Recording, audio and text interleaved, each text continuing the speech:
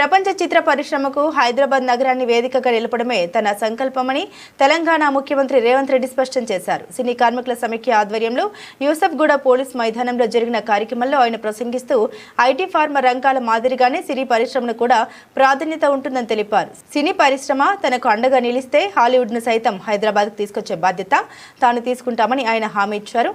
Hollywood చిత్రాల చిత్రీకరణ Ramoji film సిటీతో పాటు హైదరాబాద్లో జరిగేలా చూస్తామని రేవంత్ రెడ్డి అన్నారు. కార్మికుల కష్టాలు తనకు తెలియవనే భావన ఎవరికి వద్దని ఆయన అన్నారు. తెలంగాణ రాష్ట్రం ఏర్పడి 10 ఏళ్లు గడుస్తున్నా సినిమా అవార్డులు ఇవ్వలేదని, అందుకే తాము అధికారంలోకి వచ్చిన వెంటనే గద్దర్ పేరు మీద అవార్డులను ప్రవేశపెట్టామని ఆయన గుర్తు చేశారు.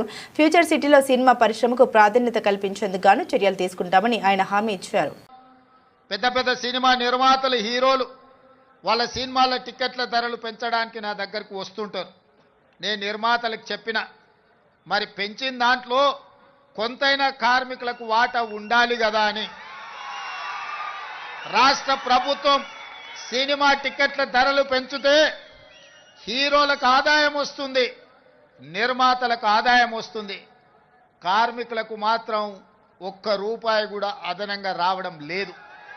అందుకే ఈ వేదిక మీద నుంచి మీకు మాట ఇస్తున్నా, ఆ ఆదాయంలో 20% కార్మికులకు ఇస్తేనే రాష్ట్ర ప్రభుత్వం జీవో ఇస్తుంది.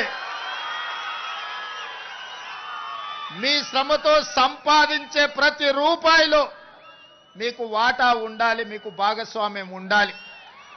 ఈ వేదిక మీద నుంచి మా అధికారులకు నేను ఆదేశాలు ఇస్తున్నా, రేపటి భవిష్యత్తులో ఎంత పెద్ద నిర్మాత అయినా, ఎంత ఇన్ఫ్లుయెన్షియల్ పర్సన్ అయినా రాష్ట్ర ప్రభుత్వం అదనంగా టికెట్ల ధరలు పెంచితే వచ్చే ఆదాయంలో 20% నా కార్మిక సోదరుల కుటుంబాలకు వెల్ఫేర్ ఫండ్ కింద వాళ్ళకు ఆ నగదు బదిలీ జరిగితేనే ఆ ఒప్పందం ప్రకారమే మా రాష్ట్ర ప్రభుత్వం జీవో ఇస్తుంది. ఈ నిబంధనలు నేను సవరిస్తానని చెప్పి ఈ సందర్భంగా కార్మిక సోదరులకు నేను మాట ఇస్తున్నా.